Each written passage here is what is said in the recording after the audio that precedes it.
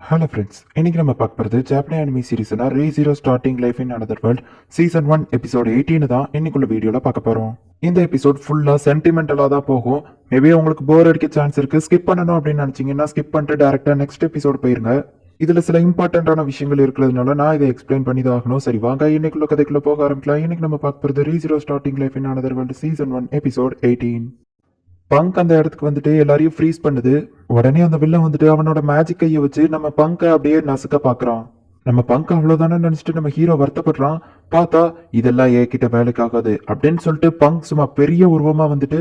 உன்னோட பவர்லாம் எனக்கு ஒண்ணுமே இல்லை, நான் ஒரு ஸ்பிரிட், மறந்துட்டியா? 10,000 கை இருந்தா கூட உன்னால என்ன தோக்கடிக்க முடியாது அப்படின்னு சொல்லிட்டு நம்ம பங்க் சொல்லவா அந்த வில்லன் டென்ஷன் ஆகுதான். நான் ஒரு ஸ்பிரிட், உனக்கு முன்னாடியே இந்த உலகத்துல ரொம்ப வருஷமா வாழ்ந்துட்டு இருக்கேன், உன்னாலலாம் என்ன தோக்கடிக்க முடியாது அப்படின்னு சொல்லி நம்ம பங்க் சொல்லவும், இதுக்கு வாய்ப்பே இல்லை, இப்படிலாம் நடக்கக்கூடாது அப்படின்னு சொல்லிட்டு அந்த வில்லன் கத்திக்கிட்டே ஃப்ரீஸ் ஆகி இறந்து போயிருந்தான். சுபாரு, நீ மொத்தமா 3 தப்பு பண்ணிட்ட. அவ இங்க வராதன்னு சொல்லியோ நீ வந்த, அதுக்கப்புறமா அவ பேச்சு நீ எதுவும் கேட்கவே இல்லை. கடைசியில என் பொண்ணை காப்பாத்துறேன்னு ப்ராமிஸ் பண்ணிட்டு அவளை சாக விட்டுட்ட. நான் கான்ட்ராக்ட் போட்டபடி என் பொண்ணு இறந்ததுக்கு அப்புறம் இந்த உலகத்துல யாருமே உயிரோடு இருக்க கூடாது, எல்லாரும் இறந்து போய் ஃப்ரீஸ் ஆகுங்க, அதோ அந்த ஒயிட் வீல் இங்க வந்துகிட்டு இருக்கு அப்படின்னு சொல்லிட்டு நம்ம பங்க் கிளம்புது. நம்ம ஹீரோக்கு அந்த வில்ல சிரிக்கிற சவுண்ட் கேட்கவும், இவன் சிரிப்பு மட்டும் எனக்கு பிடிக்காது, ஓ இது நான் தான் சிரிச்சுக்கிட்டு இருக்கானா அப்படின்னு சொல்லி நம்ம ஹீரோ ரொம்பவே பெயினோட அப்படியே சிரிச்சுக்கிட்டே இறந்து போயிருந்தான். இப்ப திரும்பவும் அந்த ஆப்பிள் கடை முன்னாடி வந்து நிக்கிறான். ரொம்ப பார்த்த உடனே, சுகர் உனக்கு என்னாச்சு, உடம்பு சரியில்லையா அப்படின்னு அவ கேட்கவோ, எனக்கு ஒன்றும் இல்லை ரம், நீ இன்னும் உயிரோட தான் இருக்குல்ல அப்படின்னு சொல்லிட்டு அவ கையை பிடிச்சி ஃபாஸ்டா எடுத்துட்டு போவோம். சுபாரு சுபாரு அப்படின்னு சொல்லி அவ கூப்பிடுறா. நெல்லு அப்படின்னு சொன்னோடனே இவங்க 2 பேருக்கும் மூச்சு வாங்குது. இப்ப தனியா ஒரு இடத்துல கூட்டிட்டு போய் பேசுறான். சுபாரு, நீ இப்படி ஏதாச்சும் பண்ணினா அதுக்கு கண்டிப்பா ஒரு காரணம் இருக்கும், என்னாச்சு அப்படின்னு சொல்லிட்டு ரம் கேட்கறா. ஓ சாரி ரம்னா, கொஞ்சம் டென்ஷன்ல இருந்தா, அதான் உங்ககிட்ட ஃபர்ஸ்ட் என்ன விஷயங்கிறதை எக்ஸ்பிளைன் பண்ணாம நான் பாட்டு எடுத்துட்டு போயிட்டேன். எல்லா விஷயமுமே எனக்கு ரொம்பவே லேட்டா தான் புரியுது, எனக்கு விட்டு கொடுக்கவே தெரியல அப்படின்னு சொல்லிட்டு நம்ம ஹீரோ சொல்லுவோம். ஆனா எனக்கு அதுதான் உங்ககிட்ட பிடிச்ச விஷயமே அப்படின்னு சொல்லிட்டு ரம் சொல்றா. இல்ல ரம், அதாவது நான் வந்து கடைசியில ஒரு வழியா புரிஞ்சுக்கிட்டேன், என்னால எதுவுமே பண்ண முடியாது அப்படிங்கறத. நம்ம 2 பேரும் இந்த கிங்டம் ஆஃப் லுகானிகால இருந்து ஓடி போயிடலாம். நீ என் கூட வந்துரு. நம்ம இந்த கிங்டம் ஆஃப் லுகானிகால இருக்க முடியாது, இங்க இருந்து நார்த் சைடு இல்ல வேணாம் சவுத் சைடு போலாம், அண்ட் நம்ம வர ரொம்ப நாள் ஆகும் அப்படின்னு சொல்லவும், நம்ம 2 பேர் மட்டுமா தனியா டிராவல் பண்றோமோ? ஓ எனக்கு புரிஞ்சு போச்சு, மிஸ் எம்லி அக்கா அந்த ராயல் செலெக்ஷன்ல நம்ம ஏதோ ஹெல்ப் பண்றதுக்காக போக போறோம் அப்படித்தானே சுபாரோ அப்படின்னு அவ கேட்கவோ, இல்ல ரம், நீ என் கூட வந்துரு, நம்ம இந்த கிங்டம் ஆஃப் லுகானிகால மட்டும் இருக்கக்கூடாது, என்னால திரும்ப அந்த மேன்ஷனுக்கு போக முடியாது, ஏன்னா நான் ரொம்பவே பவர்லெஸ் யூஸ்ஃபுல் இல்லாதவன் அப்படின்னு சொல்லுவான். அதெல்லாம் இல்ல அப்படின்னு சொல்லி ரம் சொல்ல வரும். அதுதான் உண்மை, நான் வந்துட்டு ரொம்பவே வேஸ்ட், யாருக்குமே யூஸ்ஃபுல் இல்லை, எத்தனை தடவை ட்ரை பண்ணாலும் என்னால யாரையும் காப்பாற்ற முடியல, நான் வந்துட்டு ஏதோ பெரிய ஆள் மாதிரி நடிச்சுக்கிடுதேன், ஆனா உள்ளுக்குள்ள எனக்கு தான் தெரியும் நான் ஒரு வேஸ்ட், என்னால எதுவுமே பண்ண முடியாதுன்னு சொல்லிட்டு நம்ம 2 பேரும் ஓடி போய் எங்கேயாச்சும் சந்தோஷமா வாழ்வோம். உனக்கு ஒரு வேளை என்னைய பிடிக்கலன்னா வேற யாரையாச்சும் கல்யாணம் பண்ணிக்கோ, ஆனா இந்த இடத்துல இருந்து போயிருவோம், ஆனா ப்ளீஸ் என்னையவே கல்யாணம் பண்ணிக்கோ, நீ என் கூட இருந்தா அதுவே எனக்கு போதும் அப்படின்னு சொல்லிட்டு நம்ம ஹீரோ வருத்தத்தோட சொல்லவும், சுபாரு நீ சொன்ன எல்லாமே எனக்கும் பிடிச்சிருக்கு,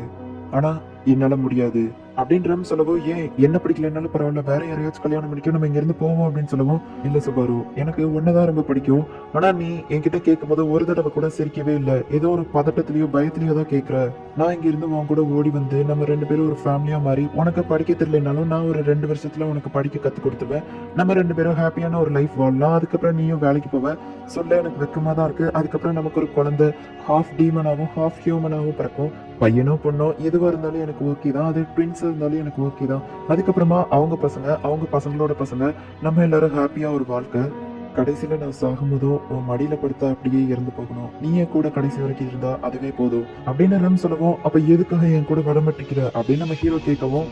ஏன்னா நீ இதை கேட்கும் போது உன் முகத்துல சிரிப்பு இல்லை சுபாரு, நீ சிரிச்சுட்டே கேட்டிருந்தா நான் கண்டிப்பா ஹாப்பியா வந்திருப்பேன், ஆனா இப்போ நீ இருக்கிற கண்டிஷன்ல நான் இங்க உன் கூட வந்தேன் அப்படின்னா நான் லவ் பண்ண சுபாருவை இந்த இடத்துல விட்டுட்டு போற மாதிரி தான். உனக்கு என்னாச்சு சுபாரு, என்ன பிரச்சனை சொல்லு, நான் உன் கூட இருக்கேன், கண்டிப்பா என்னால முடிஞ்ச ஹெல்ப் பண்ணுவேன் அப்படின்னு சொல்லிட்டு ரம் சொல்லவும், நான் எல்லா விஷயங்களையும் ட்ரை பண்ணி பார்த்தேன், என்னால இதுக்கு மேல முடியல, நான் விட்டு கொடுக்க போறேன் அப்படின்னு சொல்லிட்டு நம்ம ஹீரோ சொல்லுவோம், விட்டு கொடுக்கறது ரொம்ப ஈஸி சுபாரு அப்படின்னு ரம் சொன்னோடனே, என்ன சொன்ன ரம், விட்டு கொடுக்கறது ஈஸியா, நான் எவ்வளவு கஷ்டங்களை அனுபவிக்கிறேன்னு தெரியுமா, நீ நினைச்சு பார்க்க முடியாத லெவலுக்கு நான் எவ்வளவோ கஷ்டங்களை அனுபவிக்கிறேன், எனக்கு தெரிஞ்ச எல்லா வழியிலையும் போராடி பார்த்துட்டேன், என்னால இதுக்கு மேல ஜெயிக்கவே முடியாதுன்னு தெரிஞ்ச உடனே தான் நான் விட்டு கொடுக்குறேன் அப்படின்னு சொல்லிட்டு நம்ம ஹீரோ சொல்லவும், போராட முடியாம விட்டு கொடுக்கறது ரொம்பவே ஈஸி தான் சுபாரு, ஆனா எனக்கு தெரிஞ்ச சுபாரு அப்படி விட்டு கொடுக்க மாட்டான், அவன் கடைசி வரைக்கும் தன்னோட லைஃப்ல போராடுவான், எவ்வளவு கஷ்டங்களை அனுபவிச்சாலும் அவன் முகத்துல சிரிப்பு மட்டும்தான் இருக்கும். அவனால முடியாதுன்னு தெரிஞ்சும் அதுக்காக அவன் ட்ரை பண்ணுவான் அப்படின்னு சொல்லிட்டு நம்ம ரெம் சொல்லவும், நீ நினைக்கிற மாதிரி ஆள் தான் இல்ல ரெம் அப்படின்னு சொல்லிட்டு நம்ம ஹீரோ சொல்லவும், இல்ல சுபாரு, நீ தான் எல்லாரையுமே அந்த வில்லேஜ்ல அன்னைக்கு காப்பாத்தின,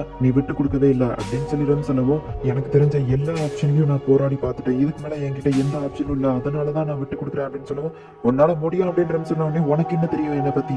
உனக்கு என்ன பத்தி எதுவுமே தெரியாது ராம், நான் எந்த மாதிரி ஆள் தெரியுமா, நான் ஒரு கோலை ஆனா ஏதோ தைரியசாலி மாதிரி நடந்துக்கிடுவேன், வாய்ப்பே இல்லைன்னு தெரிஞ்சு முட்டாத்தனமா அதுக்காக முயற்சி பண்ணிட்டு இருப்பேன், எனக்கு என்னையவே பிடிக்கல, நான் ஒரு கோலை, நான் ஏதோ முயற்சி பண்றேன்னு சொல்லிட்டு இருக்கேன், ஆனா நான் உண்மையிலேயே எதுவுமே பண்ணல, நான் இந்த இடத்துக்கு வர்றதுக்கு முன்னாடி என்ன பண்ணிட்டு இருந்தேன்னு தெரியுமா, எதுவுமே பண்ணல, வீட்டுல வெட்டியா உட்காந்து கேம்ஸ் தான் விளாண்டுட்டு இருந்தேன், நான் என்னைய நானே ஏமாத்திக்கிட்டு இருக்கேன், என்னால முடியும் அப்படின்னு சொல்லிட்டு எல்லாத்துக்காகவும் போராடுற மாதிரி நான் நடிச்சுக்கிட்டு இருக்கேன், ஆனா உண்மையிலேயே நான் எதுவுமே பண்ணல, இந்த இடத்துலயே வந்துட்டு சும்மா தான் இருக்கேன், அவர் எனக்கு ட்ரைனிங் கொடுக்கும்போது கரெக்டா தான் கண்டுபிடிச்சு சொன்னாரு, உண்மையிலேயே நான் ஸ்ட்ராங் ஆகணும் ட்ரை பண்ணல, ஸ்ட்ராங் ஆகணும்னு என்ன நானே ஏமாத்திக்கிட்டு இருக்கேன், நடிச்சுக்கிட்டு தான் இருக்கேன், உண்மையிலேயே நான் எதுவுமே பண்ணல, என்னால எதுவும் பண்ணவும் முடியல, நான் ஒரு கோலை, எதுக்குமே லாய்க்கு இல்லாதவன், என்னைய கண்டாலே எனக்கு எரிச்சலா வருது, என்னைய எனக்கு பிடிக்கவே இல்லை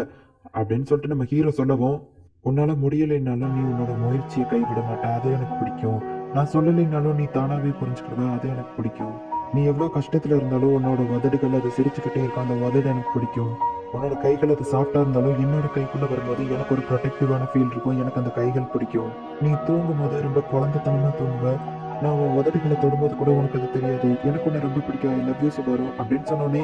எதுக்காக இதை என்கிட்ட சொல்றவன் அப்படின்னு சொல்லி நம்ம ஹீரோ கேட்கவும், உனக்கு ஒண்ணு பிடிக்காதுன்னு சொன்னல, ஆனா உன்கிட்ட பிடிச்ச மாதிரி நிறைய விஷயங்கள் இருக்கு, எனக்கு ஒண்ணு ரொம்ப பிடிக்கும் அப்படின்றன்னு சொல்லவும், அதெல்லாம் உண்மை இல்லை, நான் அந்த மாதிரி ஆள் கிடையாது அப்படிங்கவும், அதுதான் உண்மை, நான் பார்த்து சுபாருவை நீ பார்க்கல அப்படின்னு சொல்லி அவன் சொல்லவும்,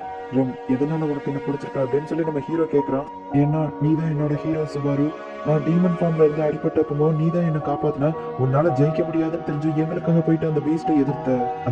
எதிர்த்து சண்டை போட்டு நீ ஜெயிக்கிறது ரொம்பவே கஷ்டம் தான், ஆனால் நீ உயிரோட திரும்ப வந்த, நடக்க வாய்ப்பே இல்லாத விஷயங்கள் எல்லாம் நீ செஞ்சு காட்டின, என்னோட லைஃப்ல என் சிஸ்டரோட அந்த கொம்பை இழந்ததுக்கு அப்புறமா என்னோட டைமே நின்று போச்சு, நான் ரொம்பவே சோகமா போயிட்டேன், ஆனா அன்னைக்கு நீ எந்திரிச்சதுக்கு அப்புறம் நீ சொன்ன அந்த வார்த்தை, அதுதான் என்னோட லைஃப்க்கு திரும்பவும் உயிர் கொண்டு வந்திருக்கு,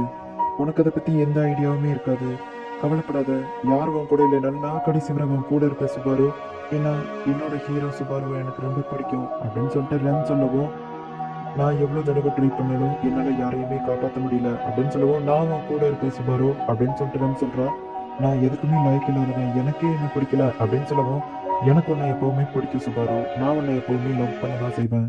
ஆனா ரெம் என்னால முடியாது அப்படின்னு சொல்லவும், நீ எல்லா விஷயங்களையும் மறந்துரு சுபாரு, இந்த இடத்துல இருந்து புதுசா ஆரம்பி, இருந்த எல்லா விஷயத்தையும் மறந்துரு, இந்த இடத்துல இருந்து, அதுவும் ஒன்ல இருந்து இல்ல வேணாம் ஜீரோல இருந்து ஆரம்பி, உன்னால கண்டிப்பா முடியும், நான் உன் கூட இருக்கேன் அப்படின்னு அவ சொல்லவும், நான் எம்லியாவை தான் லவ் பண்றேன், எனக்கு அவளதான் ரொம்ப பிடிக்கும் அப்படின்னு நம்ம ஹீரோ சொல்லவும், எனக்கு அது தெரியும் அப்படின்னு சொல்லிட்டு ரெம் சொல்றா, எனக்கு எம்லியாவோட அந்த ஸ்மைல் அவ கூடவே இருக்கணும், அவளுக்கு என்ன பிடிக்கலனாலும் பரவாயில்ல, அவளை அப்படியே விட்டுட்டு போக முடியாது, அவளை நான் எப்படியாச்சும் காப்பாத்தணும், ரெம் நான் கேட்கறது தப்பா தான் இருக்கும், எமிலியாக்கு என்ன பிடிக்கலனாலும் பரவாயில்ல, அவளை நான் காப்பாத்தணும், அவளோட முகத்துல ஸ்மைல் எப்பவும் இருக்கணும், நீ என் கூட இருப்பியா ரெம் அப்படின்னு நம்ம ஹீரோ கேட்கவும், இப்பதான் என்ன ரிஜெக்ட் பண்ண, அதுக்குள்ள என்கிட்டயே ஹெல்ப் கேட்கிறேன் அப்படிங்கவும், ஏய் நான் தான் வந்துட்டு ஃபர்ஸ்ட் சொன்னேன், நீ என்ன ரிஜெக்ட் பண்ணல அப்படின்னு சொல்லி ரெண்டு பேரும் சிரிச்சிட்டு இருக்காங்க,